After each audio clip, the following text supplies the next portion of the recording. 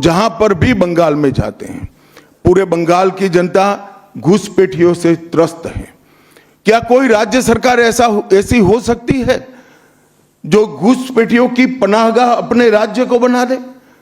राष्ट्रीय सुरक्षा पर कितना बड़ा खतरा है, इसका जवाब बंगाल की मुख्यमंत्री ने बंगाल के चुनाव में दे। घुसपैठ रोकने के लिए उनके पास क्या योजना है? आर्टिकल 370 हटता है, वो विरोध करती है। सीएए लाकर बंगाल के शरणार्थियों को नागरिकता देने का हम कार्यक्रम करते हैं, वो विरोध करती है। और वो ठीकरा फोड़ते हैं कि बीएसएफ है, वो रोक नहीं रही है। ममता जी, मैं आज आपको इस सार्वजनिक प्रेस वार्ता में पूछना चाहता हूं कि कौन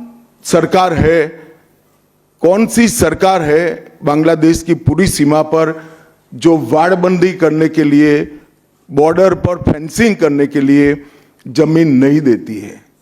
अगर आप जवाब न दे पाए तो मैं ही देता हूं। आपकी ही सरकार है जो जमीन नहीं देती है, जिसके कारण फेंसिंग का काम समाप्त नहीं होता है।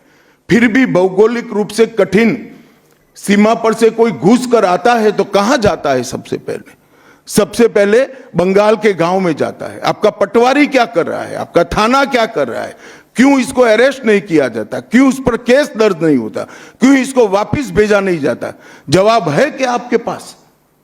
क्या बंगाल की मुख्यमंत्री जवाब दे सकती है कि असम में घुसपैठ क्यों बंद हो गई? त्रिपुरा में घुसपैठ क्यों बंद हो गई? गुजरात और राजस्थान की बॉर्डर पर घुसपैठ क्यों नहीं होती है? पंजाब की बॉर्डर पर घुसपैठ क्यों नहीं होती है? कश्मीर की बॉर्डर पर घुसपैठ क्यों नहीं होती है?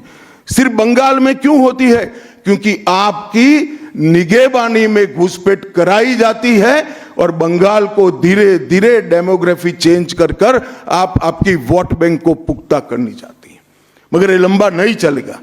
बंगाल की जनता अब जान गई है और इसके खिलाफ लामबंद भी हो रही है।